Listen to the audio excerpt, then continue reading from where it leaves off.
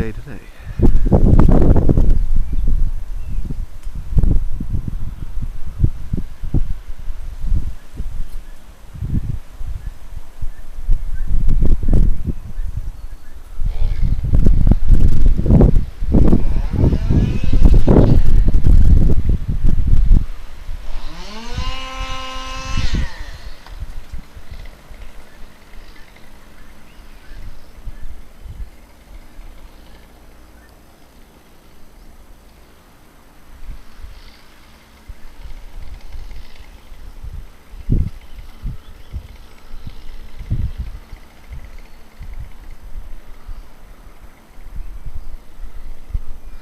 I'm expecting this line to come down sometime today, as it keeps taking off